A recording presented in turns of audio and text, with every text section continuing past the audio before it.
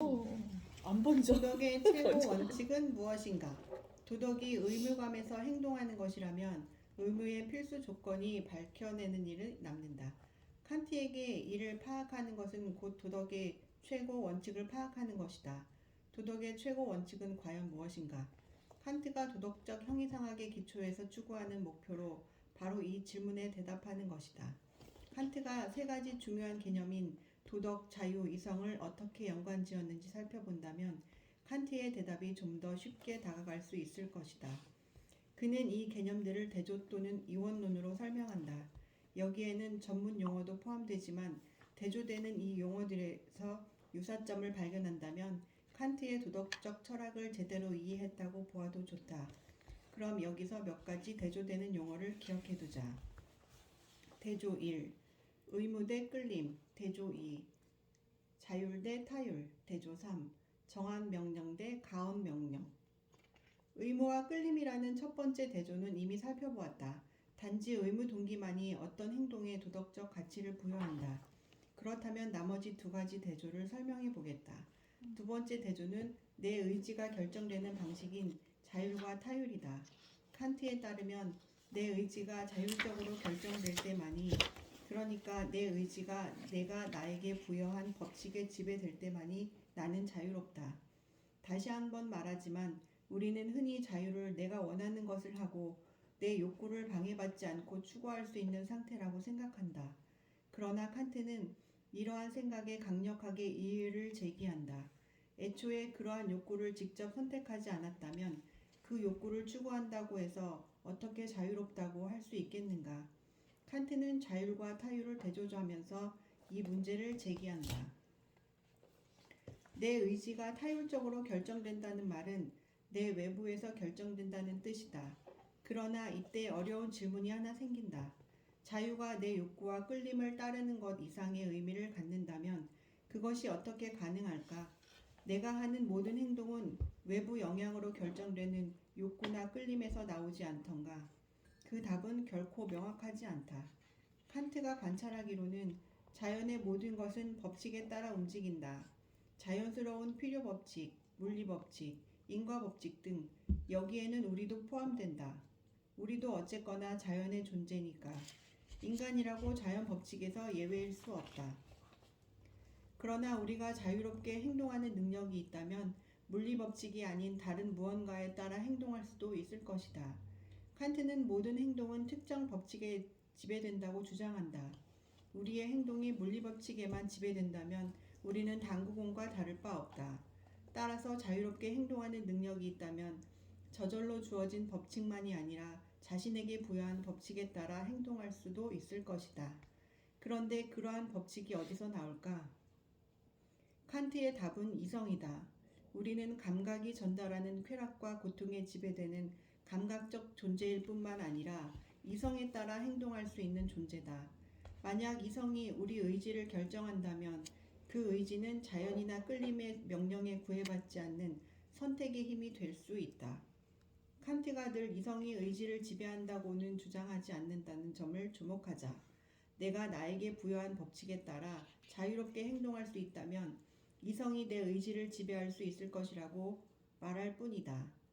물론 인간에게 이성적 능력이 있다고 말한 철학자는 그 전에도 있었다. 그러나 이성에 대한 칸트의 생각은 자유와 도덕에 대한 생각만큼이나 무척 까다롭다. 공리주의자들을 포함한 경험론자에게 이성은 전적으로 도구의 개념이다. 이성은 특정한 목적, 그러니까 이성이 제공하지 않는 목적을 추구하는 방법을 찾게 해준다. 토머스 홉스는 이성을 욕구를 찾는 정찰병이라 불렀고 데이비드 휴문 열정의 노예라 불렀다. 공리주의자들은 인간을 이성적 존재로 보았지만 이때의 이성은 도구로서의 이성이다.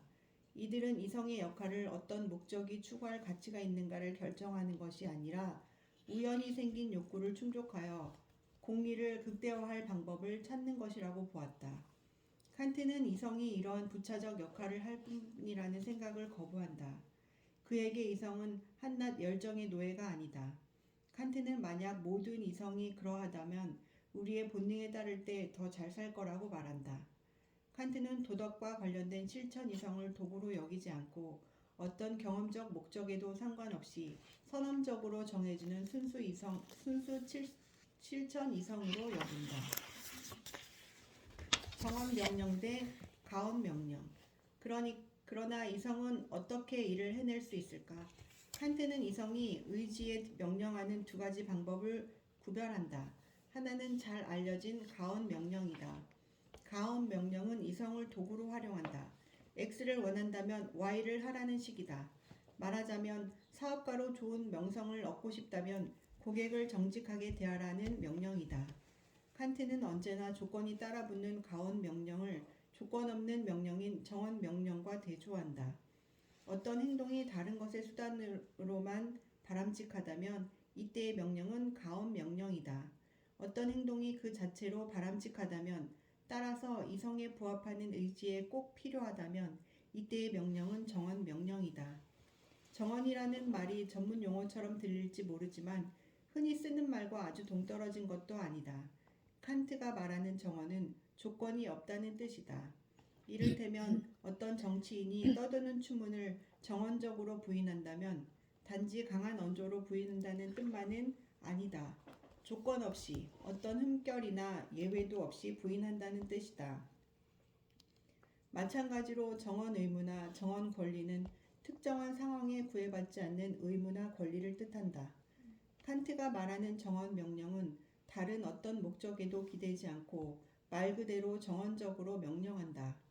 그 명령은 행동이나 예상되는 결과와 무관하며 명령의 형태 그리고 명령이 도출된 원칙과 관련이 있다.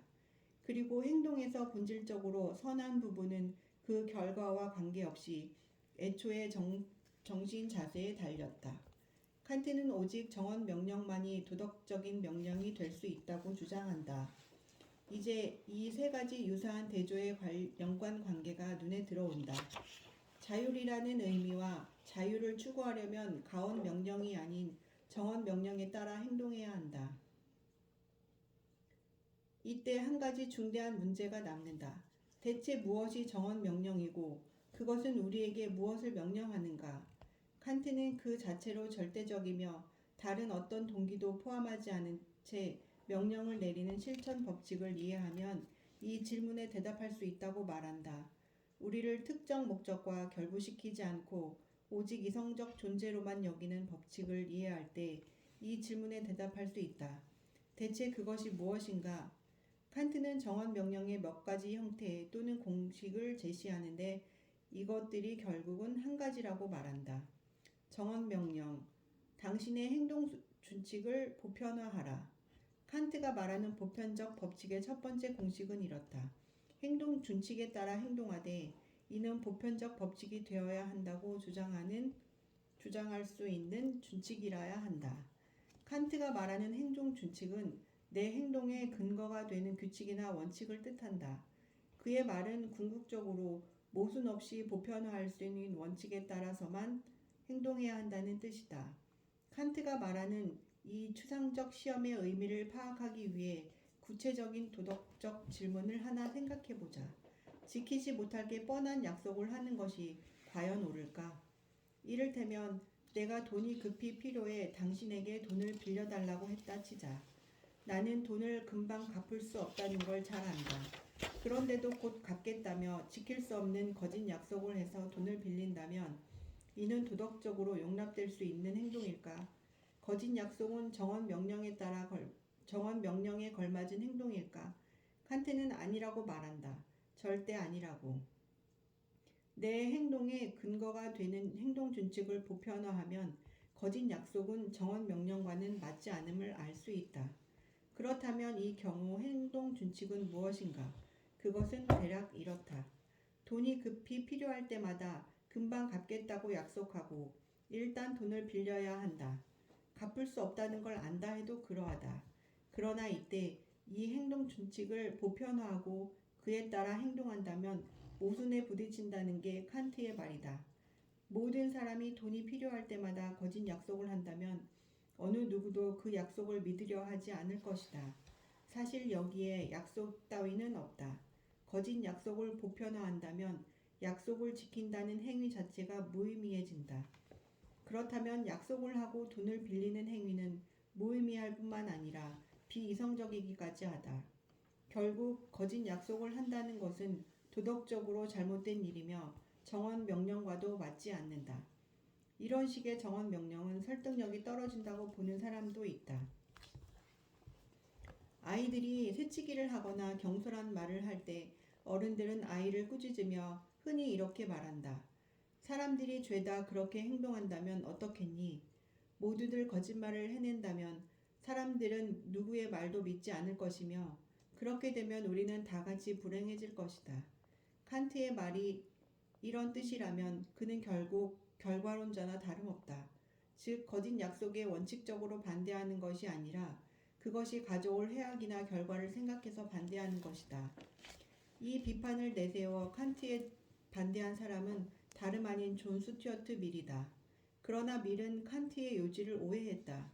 내 행동 준칙이 보편화할 수 있는 준칙인지 판단하고 앞으로도 그에 따라 행동한다는 것은 가능한 결과를 예측한다는 뜻이 아니라 내 행동 준칙이 정언 명령에 맞는지 판단해 본다는 뜻이다. 거짓 약속이 도덕적으로 옳지 않다는 이유는 그것이 사회의 신뢰를 드러내놓고 무너뜨려서가 아니다. 물론 신뢰를 무너뜨릴 수는 있다. 진짜 이유는 거짓 약속으로 다른 사람의 필요와 욕구보다 내 필요와 욕구를 앞세우기 때문이다.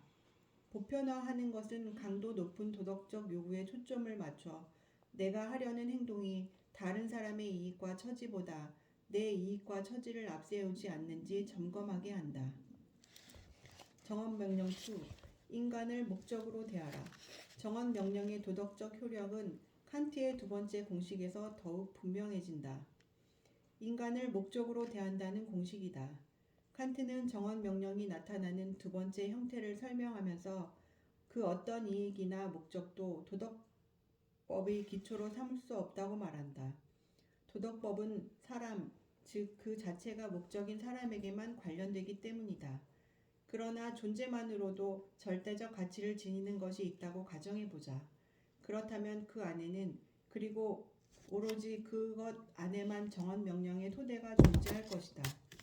무엇이 그 자체가 목적이면서 존재만으로도 절대적 가치를 지닐까? 칸트의 대답은 인간이다. 인간은 그리고 일반적으로 모든 이성의 존재는 이런저런 의지에 따라 임의로 사용되는 수단이 아니라 그 자체가 목적으로 존재한다. 칸트는 인간과 물건의 근본적 차이가 바로 이 점이라고 일깨운다. 사람은 이성적 존재이다. 사람은 상대적 가치를 지닐 수도 있지만 절대적이고 본질적인 가치를 지닌다. 다시 말해 이성적 존재에는 존엄성이 있다. 칸트는 이 추론으로 정언 명령의 두 번째 공식을 내놓는다. 나 자신이든 다른 어떤 사람이든 인간을 절대 단순한 수단으로 다루지 말고 언제나 한결같이 목적으로 다루도록 행동하라. 인간은 목적이라는 공식이다. 다시 거짓 약속을 보자.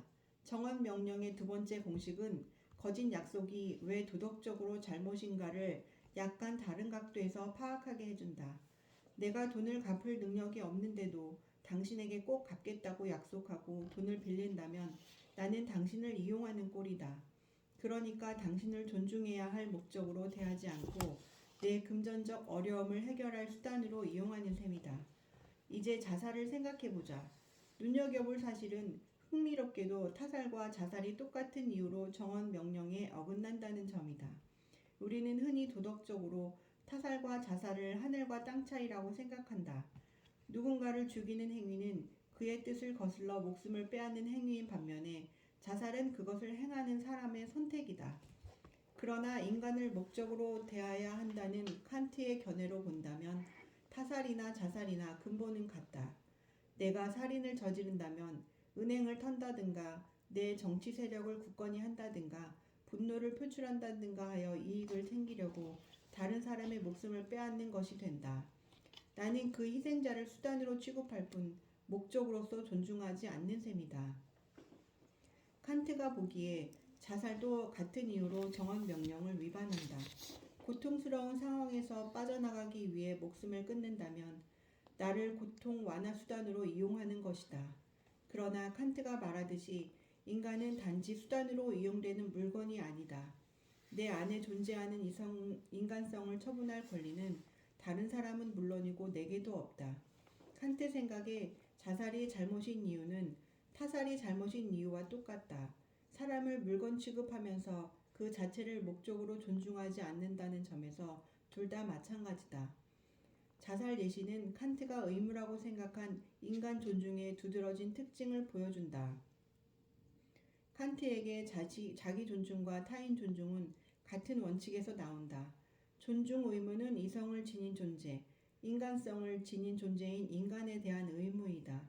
이는 그가 어떤 사람인가와는 관계가 없다. 존중은 인간에 대한 다양한 애착과 다르다. 사랑, 공감, 연대감, 동료의식은 타인 중에서도 특정한 타인에게 더 끌리는 도덕적 감정이다. 그러나 인간의 존엄성을 존중해야 하는 이유는 그러한 감정과는 관련이 없다. 칸트식 존중은 사랑과는 다르다. 공감과도 다르다. 연대감이나 동료의식과도 다르다. 다른 사람을 좋아하는 이유는 그가 누구인가와 관련이 있다. 우리는 배우자와 가족을 사랑한다. 우리는 나와 동일시 될 수 있는 사람에게 공감을 느낀다. 친구나 동료와는 연대감을 느낀다. 그러나 칸트식 존중은 인간 그 자체에 대한 존중이며 우리 모두에게 비차별적으로 존재하는 이성적 능력에 대한 존중이다. 그렇기에 나를 존중하지 않는 것도 다른 사람을 존중하지 않는 경우와 똑같이 용납될 수 없다. 또 그렇기에 칸트의 존중 원칙은 보편 인권의 원칙과도 통한다. 칸트가 생각하는 정의에 따르면 우리는 상대가 어디에 살든 우리가 상대를 얼마나 잘 알든 모든 사람의 인권을 옹호해야 한다. 단지 인간이기 때문에 이성적 능력을 갖고 있기 때문에 따라서 존중받을 가치가 있기 때문에 그래야 한다.